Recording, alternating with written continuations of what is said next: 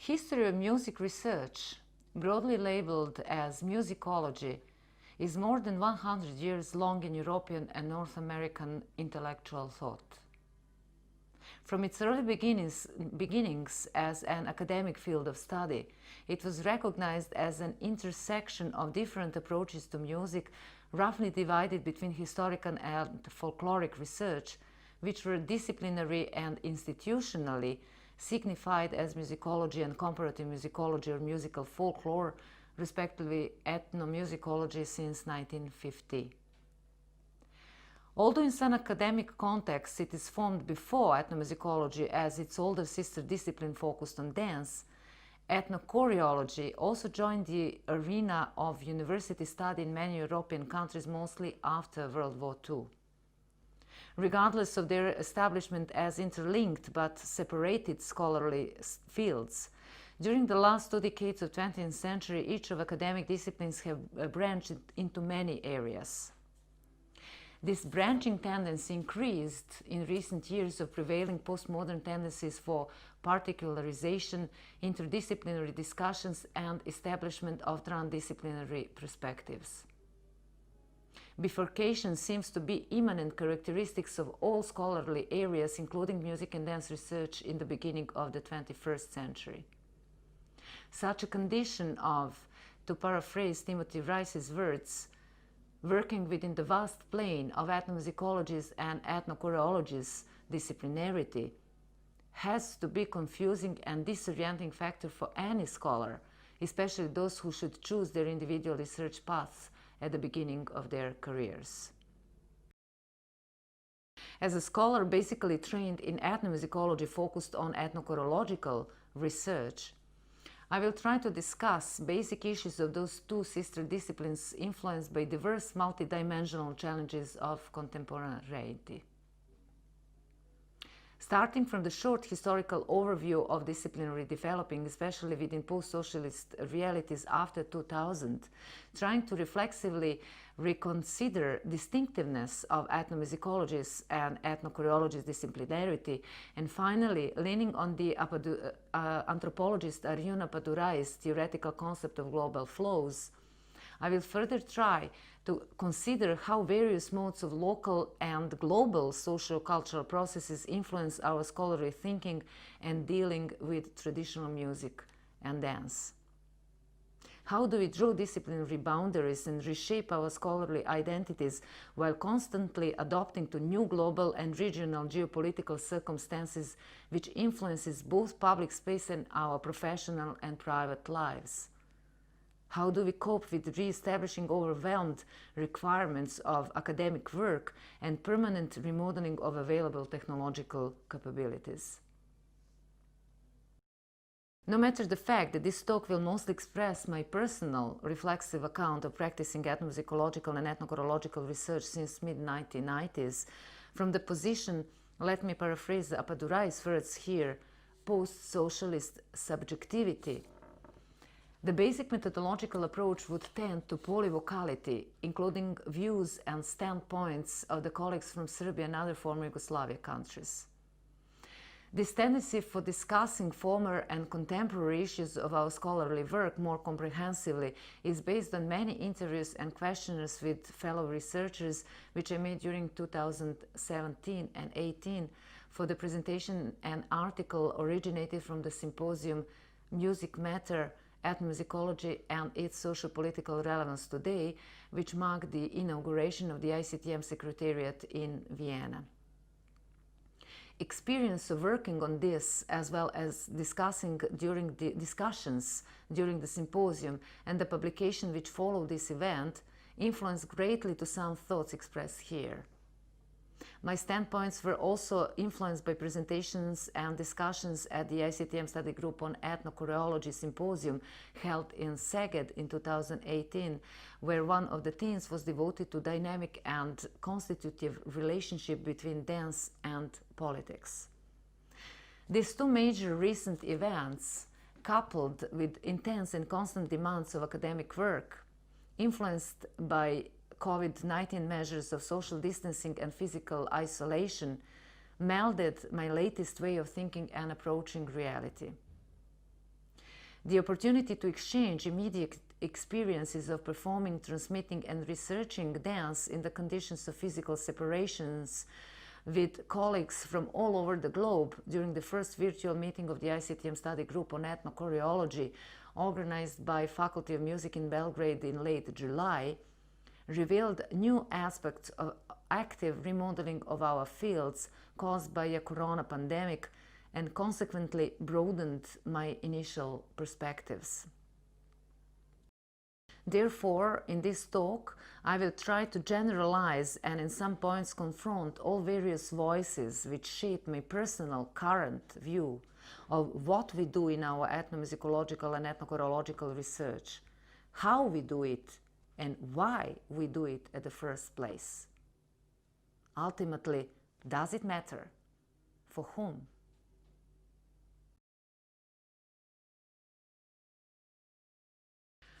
Although scholarly research on traditional music and dance can be generally traced in national and romantic movements of previous historical periods, beginnings of disciplinary grounded ethnomusicological and ethnochoreological work is inseparably linked with state institutions which all over Europe and the USA were formed mostly between world wars. Concretely, in Serbia and former Yugoslavia republics, newly established scholarly disciplines on traditional music and dance were formed and developed after 1945 under the ideological platforms and socio-political objectives of socialist regimes, which has already been broadly discussed in ethnomusicological and ethnochoreological writings. Ruling patterns of scholarly work were predominantly organized around research and preservation of ethnically distinctive local village traditions from previous times, considered as authentic representatives of national culture.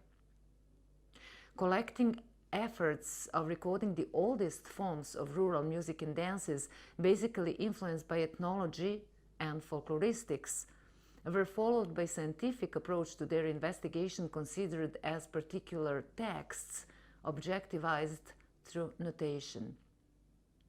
Methodological procedures and theoretical interpretations of structural formal aspects of both music and dance were greatly influenced by musicology and music theory. Turbulent breakup of former Yugoslavia during 1990s and the collapse of socialist system in 2000 in Serbia have resulted in attempts of establishing new democratic and market economy-based social order, which caused radical and comprehensive cultural transformations, including changes in prevailing ideology of scholarly activities. Shift in official policies of academic engagement inevitably influenced not only the position of ethnomusicologists and ethnochoreologists within the university and wider society, but also the wholeness of their work. Considering research activities, radical changes encompassed a broadening of the appropriate themes for investigation and fieldwork, appearing a variety of methodological orientations and theoretical preoccupations, and widening geography of international cooperation. The change in official politics of scholarly work and broadening of research possibilities after 2000 was heightened by a global shift in prevailing scholarly paradigm, generally signified in cultural theory as interpretative turn. A new perspectives in theoretical considerations of reality implied critical thinking, multiple interpretations, exploring role of personal experience and reflexive inquiries away from criticized positivism of scientifically oriented research. As Jeff Titan summarized it briefly, the interpretative turn in ethnomusicology implied move, and I'm quoting here, from science to cultural critique, from musical object to musical experience, from analysis to interpretation, from explanation to understanding. Shift in prevailing theoretical viewpoints consequently influenced methodology of field research and raised broad spectrum of identity issues both of scholars and, on the other side, research communities and individual musicians and dancers. Although interpretative turn spread through Anglo-Saxon ethnomusicology and ethnochoreology already in 1980s, in Serbian context, it appeared not before 2010. Consequently, and initially, provoking understandable xenophobic hesitation, especially among older generation of scholars, including myself, no matter that I was in my 30s then. Not only in Serbia, changing scholarly paradigms challenged ethnomusicology and ethnochoreology with what Phil Bowman would call latest newness, and opened unrevealed forms of inter- and interdisciplinary conversations. Still under dominant financial support of the state in all professional distinctive activities, education, research, and various projects of applied character, and simultaneously pressured by keeping up with latest achievements in theoretical thinking on global transdisciplinary level, music and dance scholars in Serbia and the region are forced to make many compromises. Last 20 years, their research choices oscillate between nationally favored topics, such as aspects of safeguarding of traditional music and dance considered as intangible cultural heritage, and wide area of conceptual possibilities which constantly emerges from interdisciplinary permeations. Real financial possibilities for maintaining fieldwork which would extend state borders are still barely available, which inevitably affects the breadth of acquired knowledge. Apart from being heterogeneous and complex, remodeling processes continue, and they have been constantly reshaped under the new circumstances of ever-changing, globalized world.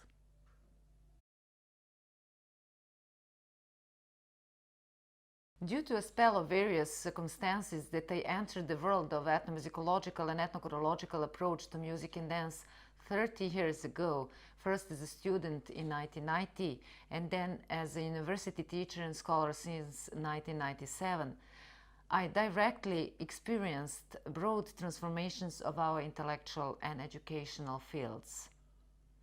Exactly the same year when I enrolled university studies, Department of Musical Folklore within the Cathedra of Musicology and Musical Folklore was renamed to the Department of Ethnomusicology.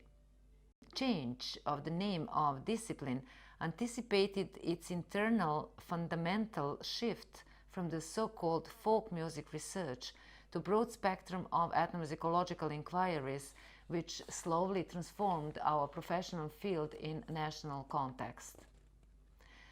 Along with this concealed prediction, this administrative alter implied important transfiguration of the study program itself, because it marked the introduction of ethnochoreology as one of the main subjects of ethnomusicological study, and consequently gained it the status of university distinguished field of education and research. The seemingly mere administrative attachment to ethnomusicology meant much more. It reinforced their methodological and disciplinary mingling that are initially separated by the prime focus on research objects, music or dance. That firm institutional interconnection with music research directly influenced molding the concept and definition of dance as an inseparable unity of dance movements and dance music, which represents constitutive for national ethnochoreology last 20 years. However, it is not the case worldwide or even in the region. Although many dance scholars all over the globe are gathered within the oldest and most numerous section of the most spread and influential World Association of Ethnomusicologists, the International Council for Traditional Music, and that is a study group on ethnochoreology founded in 1962, there is no consensus upon the unique disciplinary field. No matter of their professional and institutional background, dance researchers diversely name their field studies as dance ethnology, dance ethnography, and mostly dance anthropology. Alternatively, some scholars position themselves in between, trying to, let me quote Anka Đurkescu here, find a theoretical framework in which ethnochoreological, aesthetic, analytical, and anthropological perspectives could be integrated. Within the one of well-established and long-standing worldwide scholarly group of dance researchers, the word ethnochoreology does appear as an umbrella expression which for more than 50 years continuously signify their various methodological and theoretical choices. Regardless of the fact that keeping the name can be regarded as a consequence of various historical circumstances within the ICTM and beyond, I want to argue here that this signification does not happen by accident, but that, if it is understood broadly enough, concept of ethnochoreology as globally distinguished scholarly field, no matter diverse institutional histories, has a potential for gathering together all diverse approaches to exploration of dance as a creative human activity. As it is the case with ethnochoreology, there is no single ultimate definition of ethnomusicology either. However, defining ethnomusicology occupied the attention of many scholars from its beginnings as an imperishable, let me use metaphorical expression coined by Bruno Nettel, harmless drudge. From theoretical presumptions of studying music in culture to studying music as culture, there have been continuously offered many definitions by many ethnomusicologists. One of the most accepted definitions last 20 years is nevertheless coined by Jeff Todd Titan, who concisely identified ethnomusicology from the point of contextually situated process of human activity as a study of people making music. Self-disciplinary reshaping from folk and so-called primitive music and dance research to ethnomusicology and ethnochoreology during second half of the 20th century, and in Serbian case during 1990s, implied the change of the naming of the object of research from folk to traditional music to musics, and from folk through traditional dance to a dance. As it is the case with the terms ethnomusicology and ethnochoreology themselves, the expression traditional still provoke controversy at various levels as the word that associates to criticized areas of positivistic approach to theoretical thinking prone to essentialism and outdated methodological procedures. Without the intention to discuss concept of tradition in cultural studies and its implication for reshaping ethnomusicological and ethnochoreological thought, especially in East European scholarship, from the point of view of a scholar educated and situated in a long-term continuity of well-grounded and recognizable scholarly disciplines, there could also be offered different interpretation. No matter of its unwanted associations, understanding of the concept of traditional as indexical verbal signification for historically situated orally and bodily transmitted music and dance based on immediate physical experience among performers can refer to any music and any dance in any context. It does not necessarily have to be understood as an adjective which narrow wideness of research possibilities of both genre-specific music and dance and human-made sounds and movements. On contrary, adjective traditional points on the historically and situationally generated processuality and, if you want, orality of music making and dancing. Simultaneously, sticking to terminological designation provides an ambiguous signification of disciplinary determinations, at least in a national or regional contexts.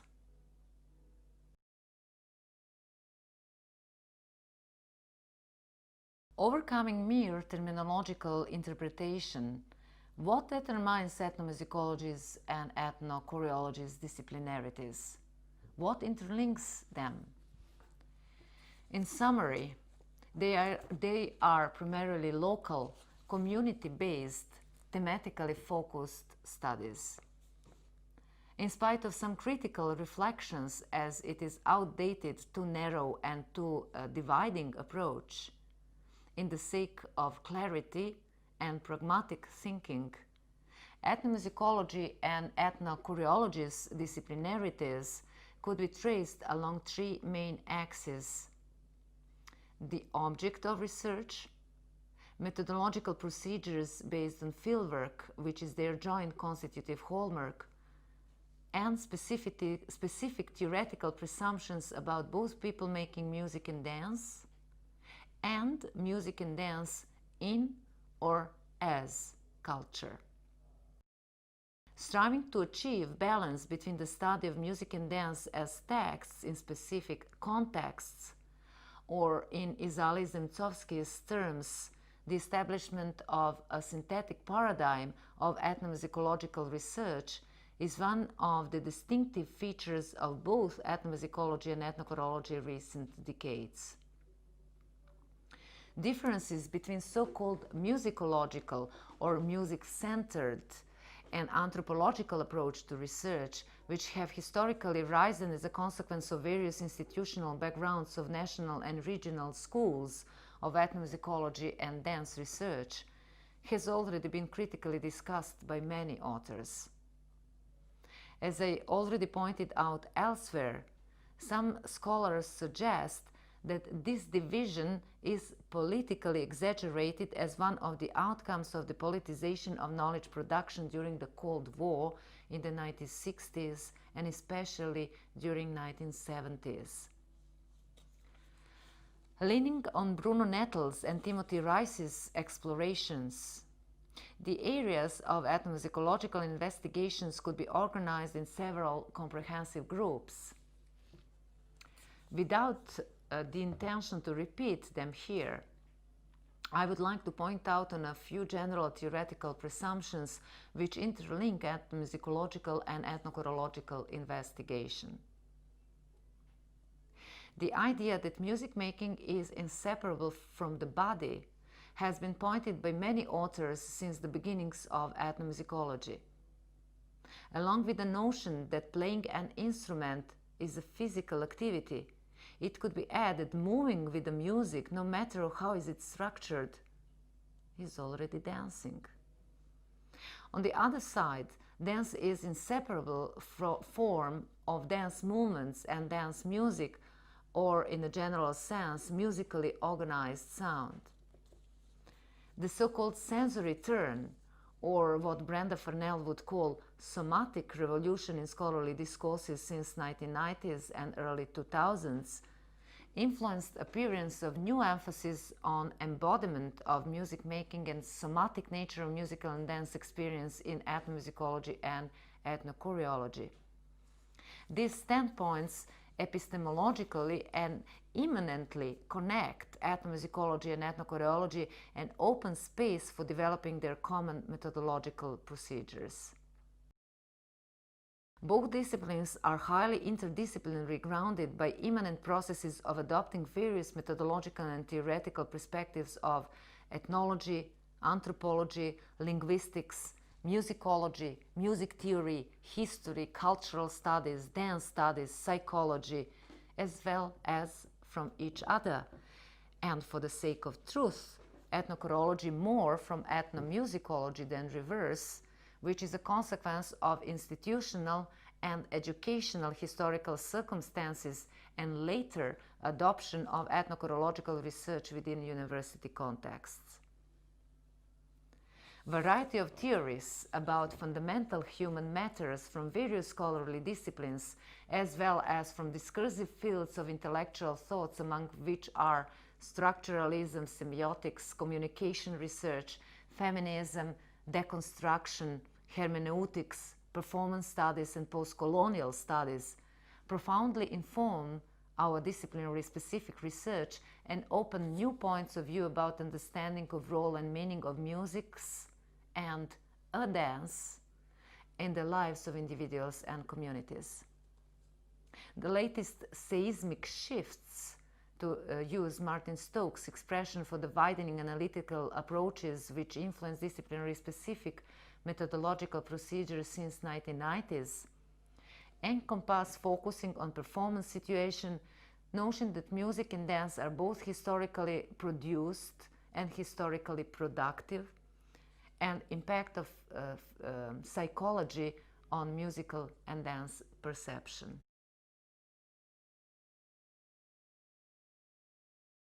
The wideness of investigation opportunities is coupled by the fact that there is no single ethnomusicology nor ethnochoreology, since they are developing under, let me quote Svanibor Petan, politically, geographically, historically, demographically, economically, linguistically, religiously, and nevertheless culturally diverse national contexts. At the same time, and despite inevitable diversity, both of the scholarly studies are, let me repeat, already globally recognized. We have to be aware of our disciplinary specific achievements, which are irreplaceable, especially in the domain of music and dance as intangible cultural heritage. Due to the centrality of fieldwork in their research and producing both ideographic ethnographies and theoretical contemplations, ethnomusicologists and ethnochoreologists have always been the main actors for collecting, describing, analyzing, and understanding characteristics and role of music and dance, not only in the life of various groups and individuals around the globe, but in theories of how human in general came into being as social and cultural beings. Along of broadening understanding of music and dance in and as culture, as notions that might continue to generate productive questions, ethnomusicologists and ethnochoreologists directly or indirectly have an impact on musical and dance practice they investigate. The postmodern approach to field research, and to paraphrase Samuel Araújo here, postmodern modes of musical and dance ethnographies, imply assertive inclusivity with an awareness of the importance of the reversible knowledge exchange of equals. As Samuel Araújo and Vincenzo Cambria argues, horizontal intercultural dialogue has high theoretical potential and may enable answering ontological and epistemological questions about music and dance and their social meanings. However, since that one of the most important notions of postmodern thinkers, among whom the most influential are Michel Foucault and Homi Bhabha, that a power is always unequal and decentered, and the general impossibility for achieving a perfect communication between two or more interlocutors is increased by unequal availability of technological means, the question arises as to whether this is possible not only in conditions of physical distance and the imperative of establishing new virtual communication, but in general.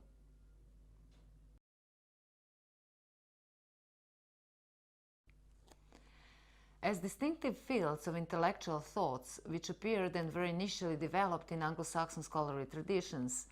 disciplinarily specific theoretical starting point implicit for ethnomusicological and ethnochoreological research as a kind of a meta-theory about ethnomusicological and ethnochoreological scholarly distinctiveness is based on immanent irreversibility of a dual approach. Rhetorical apparatus of scientific investigation of music and dance, and optionality of their interpretative explanations. As Adelaida Reyes claims, dynamics of the oppositions embedded in prevailing research paradigms from scientific to interpretative provide, quote, a cohesive tension that supports the oneness and autonomy of ethnomusicology as a discipline that belongs to both of the fields that academia differentiates as the sciences and the humanistics. This constant interplay between basic epistemological orientations is the intrinsic quality of our research and conceptual overlapping fields which we should be aware of, concurrently open for new intellectual challenges. Ethnomusicologists and ethnochoreologists have to be unbounded in terms of intellectual sources, but they should keep trying to generate disciplinarily distinctive methodological traits of both music and dance scientific investigation and interpretative theoretical contemplations. In other words, let us sustain ethnomusicology and ethnochoreology on both national and international global levels. Retaining general terminological appointment of ethnomusicology and ethnochoreology should not be simply understood as the matter of branding or the consequence of inability to reach consensus about an appropriate substitute. As for the verb traditional, sticking to terminological designations of ethnomusicology and ethnochoreology themselves should be at first place understood as a standpoint of keeping these distinctive disciplinary specific intellectual traditions. Mark Slobin's words concisely and vividly express this attitude. Location is important for the intellectual GPS of one's readers.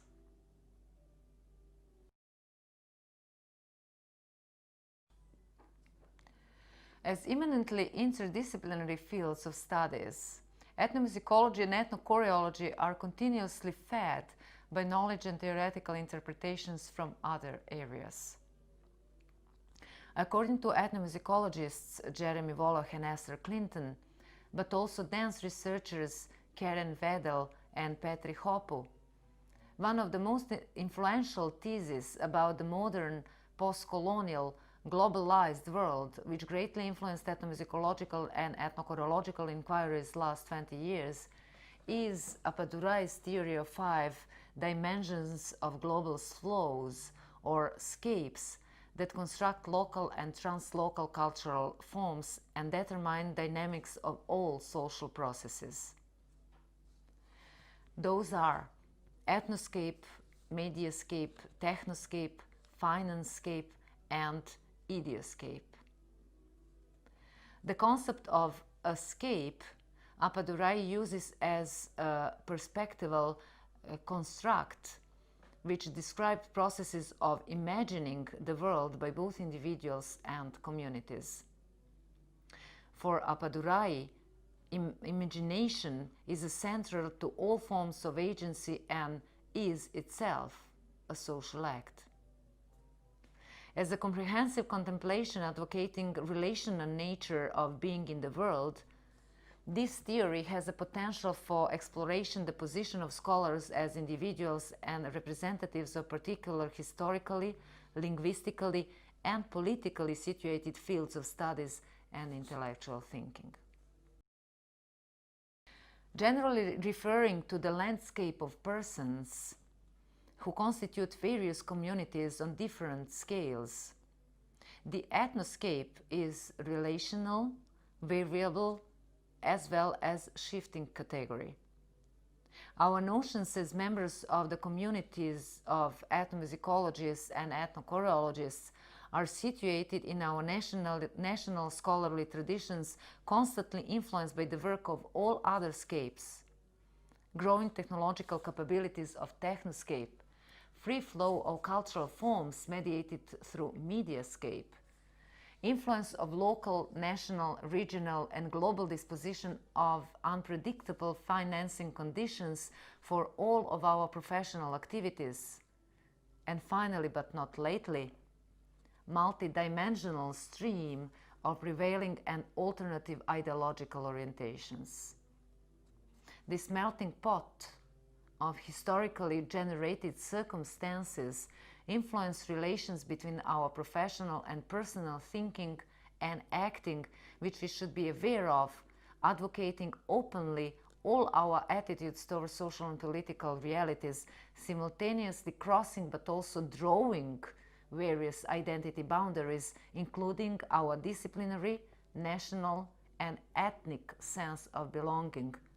according to our conscious decisions.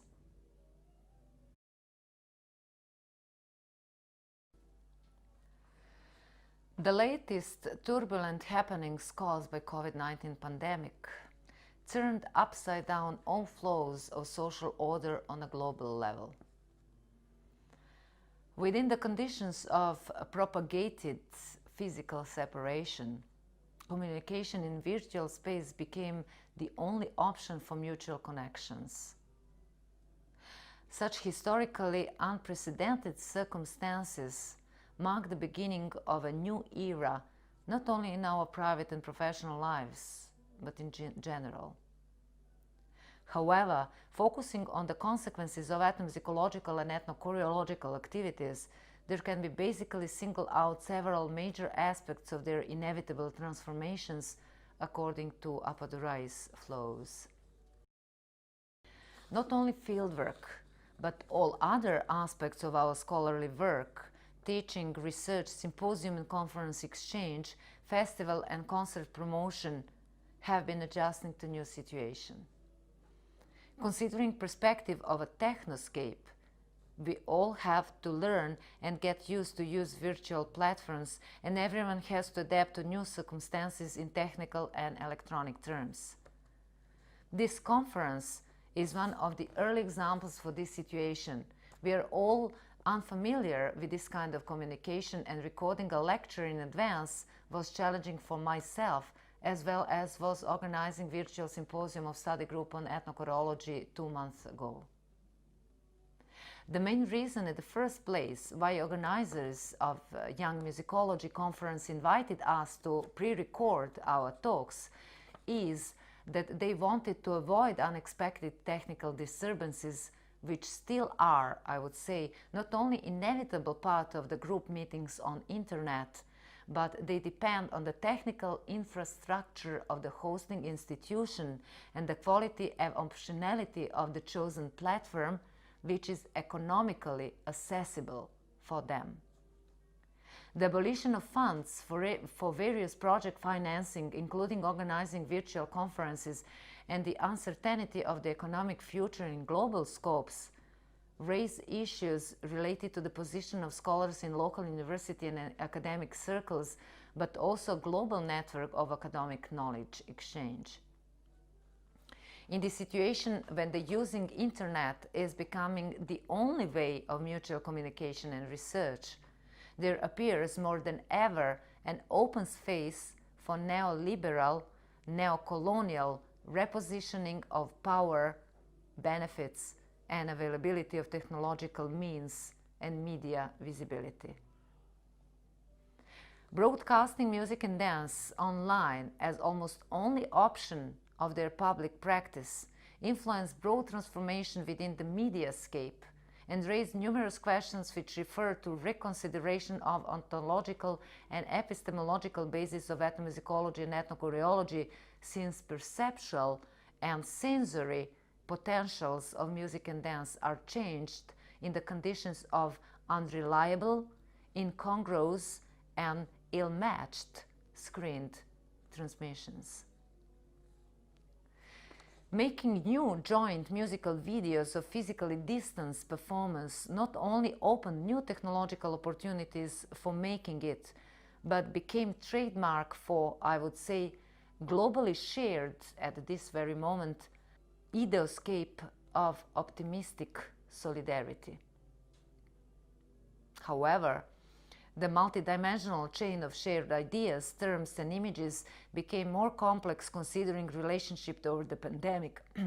especially from the point of national ideologies and politics, where individual states establish control and absolute authority not only within its borders, but also around them by controlling the transfer of people and goods. Contrary to earlier general mobility of people all around the globe, the inviolability of state borders potentiates the renewed significance of bounded territories. It seems that this moment of history on the level of state ideologies generates new nationalisms which should not be confused with patriotic solidarity. This all certainly influenced the remodeling of ethnoscapes of various levels. Considering communities of ethnomusicologists and ethnochoreologists, despite isolation, fear of uncertainty and awareness of their own reposition within local and global academic network, emerging circumstances could provide unexpected opportunities for reintegration between colleagues and, on the other side, generate conditions for a transparency of all data about music and dance as an immanent human need for expressive behavior. We should keep exceeding perceptual doubts, considering theoretical thinking and social acting through what Phil Bowman would call activist scholarship, which keep permanent balancing between them.